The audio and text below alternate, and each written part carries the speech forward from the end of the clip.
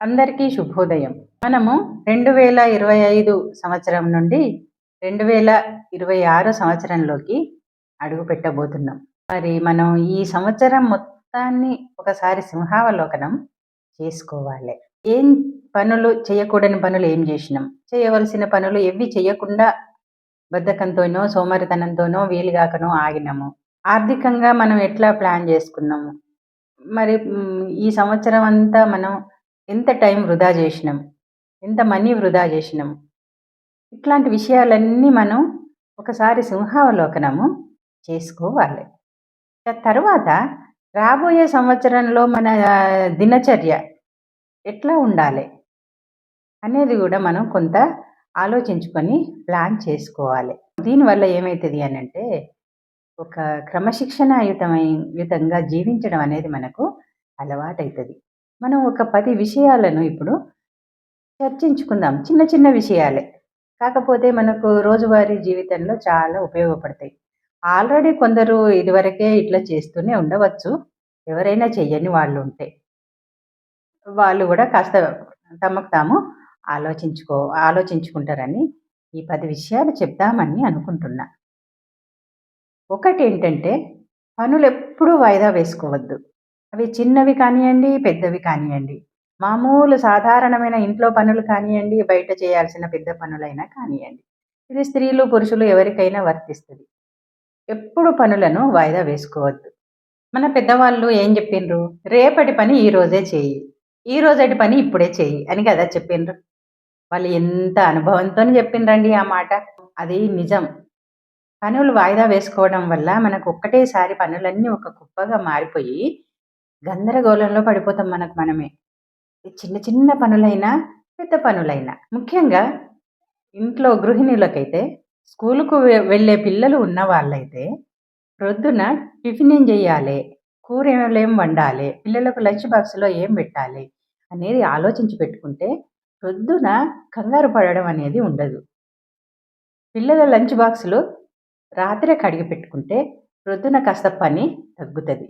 ఫ్రిడ్జ్లో ఉన్న కూరగాయలను తీసి బయట పెట్టుకుంటే ఆ చల్లదనం అంతా పోయి రూమ్ టెంపరేచర్కి వచ్చి కూరగాయలు వండడం వల్ల కూర టేస్టీగా ఉంటుంది. మనకు కూర కూడా తొందరగా అవుతుంది. ఇక వీలైనంత వరకు రోజులో ఒక్కసారైనా, అంటే డిన్నర్ అయినా అందరు కుటుంబ సభ్యులు కలిసి చెయ్యాలి అని ఒక నిర్ణయం తీసుకోండి. మీరు తినేసేయండి, నేను నాకు లేట్ అవుతుంది అని మగవాళ్ళు అనడం, ఇట్లా ఇవన్నీ పెట్టుకోకండి. ఒక్క పూటన్న కలిసి తినడం వల్ల ఏమవుతుంది అని అంటే మనకు పిల్లలతోని చనువు ఎక్కువవుతుంది. పిల్లలు కూడా ఒక మంచి అలవాటును నేర్చుకుంటారు. మనం వట్టిగానే తింటామా, ఏదో ఒకటి మాట్లాడుకుంటూ తింటాం కాబట్టి మనుషుల మధ్యలో సఖ్యత అనేది పెరుగుతుంది. ఇంకా తినేటప్పుడు నీ దారి నీదే, నా దారి నాదే అని ఫోన్లు చూసుకుంటూ కాకుండా ఫోన్లను మొత్తం పక్కన పెట్టేసేయాలి. తర్వాత వీలైనంత వరకు రాత్రి తొందరగా నిద్రపోవాలి. ఒకరు ఫోన్ చూసుకుంటూ, ఒకరు టీవీ చూసుకుంటూ ఏ అర్ధరాత్రి వరకు మెలకువతో ఉండడం వల్ల ఉదయాన్న తొందరగా లేవలేక ఇబ్బంది పడతారు. టీవీ దగ్గర కూర్చుంటే ఒక నచ్చిన ప్రోగ్రామ్ ఉన్నదనుకోండి, మనకు తెలియకుండానే అర్ధరాత్రి అవుతుంది. అందుకని ఖచ్చితమైన నియమం పెట్టుకోండి. ఈ రోజుల్లో మనలను మరీ ఇబ్బందుల్లోకి నెట్టుతున్నాయి అని అంటే టీవీలు, ఫోన్లే. ఎట్టి పరిస్థితుల్లో ఒకే టైంకు నిద్రపోయే ప్రయత్నం చేయండి. ఏదో అనివార్య కారణాల వల్ల అప్పుడప్పుడు తప్పిపోవడం మాట వేరు. దీనివల్ల ఉదయాన మనం అనుకున్న సమయానికి లేచి మన పనులను మనం సక్రమంగా చేసుకోవడానికి, ఏమాత్రం ఇబ్బంది పడకుండా చేసుకోవడానికి మనకు వీలవుతుంది. ఇంకొకటి, మన సమయం అంతా ఫోన్లతోనే పోతుంది అసలు. ఈ ఫోన్ల వాడకాన్ని తగ్గిస్తా అని మనకు మనమే శపథం చేసుకుందాం. ఫోన్ల వల్ల మనకు చాలా వరకు నష్టాలే. ఒక్కసారి ఆలోచించుకోండి మీకు మీరు, సరేనా? ఆరోగ్యం గురించి ఆలోచించుకోవాలి, ఆరోగ్యాన్ని పట్టించుకోవాలి. అప్పుడప్పుడు టెస్టులు చేయించుకుంటూ ఉండాలి. ముఖ్యంగా స్త్రీలు కుటుంబంలో ఉన్న అందరిని పట్టించుకుంటారు, కానీ వాళ్ళపై వాళ్ళు ఏమాత్రం శ్రద్ధ పెట్టుకోరు. ఇది చాలా తప్పు కదా. స్త్రీలు మంచిగా ఉంటేనే కదా ఇల్లు మంచిగా ఉంటుంది. మీకు ఏమైనా అనారోగ్యం ఏర్పడితే పిల్లలు ఎంత కష్టపడతారు, భర్త ఎంత కష్టపడతాడు, అంతే కదా. అందుకని మనకు మనం ఒక అరగంట అయినా కేటాయించుకొని ఇప్పటి వరకు అలవాటుండి చేస్తే పర్వాలేదు. అలవాటు లేని వాళ్ళైనా ఒక యోగా, కొన్ని ప్రాణాయామాలు, కొన్ని ఆసనాలు, కాసేపు నడక ఇట్లాంటివి అలవాటు జేసుకోవడం వల్ల ఆరోగ్యము కుదురుగా ఉంటది. ముందునే చెప్పుకున్నట్టుగా గడిచిపోయిన సంవత్సరంలా నా ప్రవర్తన ఏ విధంగా ఉంది? కోపం ఎక్కువైందా? బంధువులందరితోటి చక్కగా కలిసిమెలిసి ఉన్ననా? ఇరుగు పొరుగుతోటి మంచిగున్ననా? నా వల్ల ఏమైనా లోపం జరిగిందా? నేనేమైనా పొరపాట్లు చేశానా? అని ఎవళ్ళకు వాళ్ళు ఆలోచించుకుంటే, ఈ సంవత్సరంలో మనం అటువంటి పొరపాట్లు చేయకుండా ఉండే అవకాశం ఉంటది. కాదంట్రా? ఇక ఆర్థిక విషయానికి వస్తే, ఈరోజు ఎక్కువ మంది ఏంటంటే షాపింగ్, షాపింగ్, షాపింగ్. ముఖ్యంగా చీరలు, నగలు. అప్పులు చేసి అయినా కొనేవాళ్ళు కూడా ఉన్నారు. అప్పులు అనంటే పక్క వాళ్ళ దగ్గర అప్పు కాకపోవచ్చు. క్రెడిట్ కార్డ్‌లు ఇవి ఉన్నాయి గదా! మనకిప్పుడు అందుబాటులో. ఏదైనా ఒక షాపింగ్ చేసే ముందు, ఇది నాకు అవసరమా? ఇది లేకపోతే కుటుంబంలో గడవదా? అని ఆలోచించుకొని మాత్రమే షాపింగ్ చెయ్యాలి. ఎందుకంటే డబ్బులు ఊరికే రావు కదా! ఎందుకు వృధా జేసుకోవడం. వృధా ఏం జేసుకోం గావచ్చు. ఓ 10 చీరలుంటే ఓ 12 చీరలు 12 చీరలుండడానికి, 10 చీరలుండడానికి పెద్ద తేడా ఏమైనా ఉందా చెప్పండి? అనవసరమైన ఖర్చులను తగ్గించుకునే ప్రయత్నం చేద్దాం. దీనివల్ల మనం ఆర్థికంగా సుస్థిరతను సాధించుకునే అవకాశం ఉంటది. భవిష్యత్తులో ఏ ఖర్చులు ఎట్లా వస్తాయో తెలియదు కదా! అయినా అవసరం లేని వస్తువులను కొనడం ఎందుకు మనం? మన ఇంట్లో అంతా నింపడం ఎందుకు? ఇంట్లో ఎంత ఎక్కువ సామాన్లుంటే అంత నెగెటివ్ ఎనర్జీ ఉంటదట. అందుకని వీలైనంత తక్కువ షాపింగ్ చేద్దాం ఇంకా. కొందరు ఎట్లా అంటే ఈ సంవత్సరం ఈ పనులు జెయ్యాలి. ఈ నెలలో ఈ పనులు జేయాలి. ఈ 6 నెలల్లో ఈ పని జేయాలి. ఈ సంవత్సరం ఇది చేయాలి. లేకపోతే ఓ ఇల్లు కొనుక్కోవాలి. ఫ్లాట్ కొనుక్కోవాలి. ఎక్కడైనా కాస్త ప్లేస్ కొనుక్కోవాలి. ఈ రకమైన ఆలోచనలు జేసుకుంటారు చాలామంది. కొందరు మాత్రం ఏ రకమైన లక్ష్యం అనేది నిర్దేశించుకోకుండా అలా గడిపేస్తూ ఉంటారు. చేద్దాంలే, చూద్దాంలే అన్నట్టుంటారు.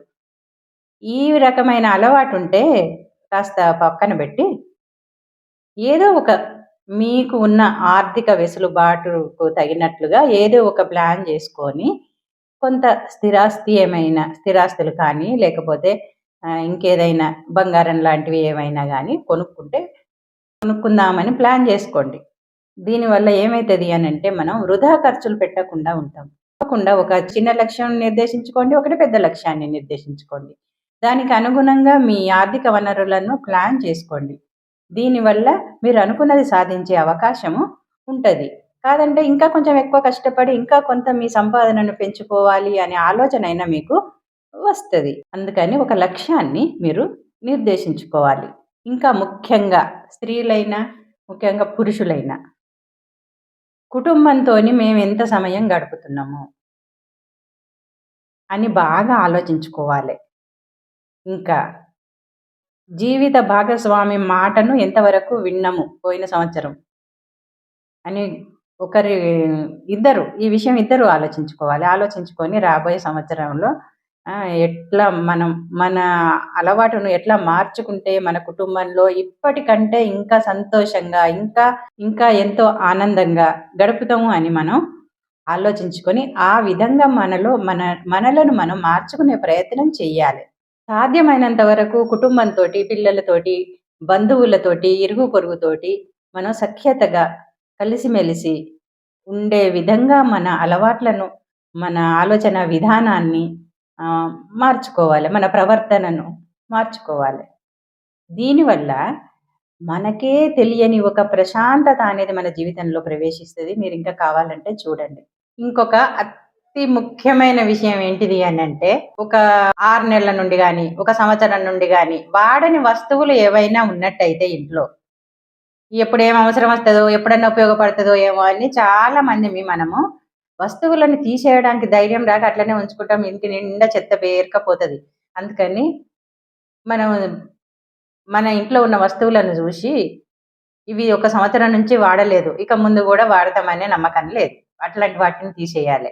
ఇంకా బట్టలు ఎక్స్‌ట్రా బట్టలు పొట్టిగయినవి, కలర్ పోయినవి, లేకపోతే ఆహ్, మనం ఇక వాడము అనుకున్నవి. ఎప్పటికప్పుడు మనం వాటిని తీసేసుకుంటూ ఉండాలి ఇంట్లో. అవన్నీ పేరుకపోతే ఇంట్లంతా చెత్త తయారైతది. ఈ విధంగా రాబోయే సంవత్సరంలో ఇవన్నీ పెద్ద పెద్ద విషయాలేం కాదు. చిన్న చిన్న విషయాలే కానీ, మనకు అవసరమైన విషయాలు నిత్య జీవితంలో.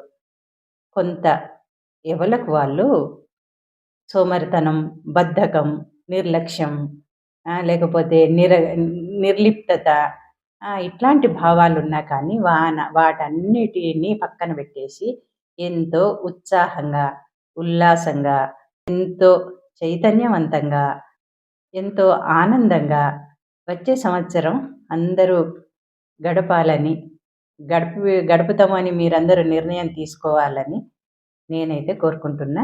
ఏమంటారు?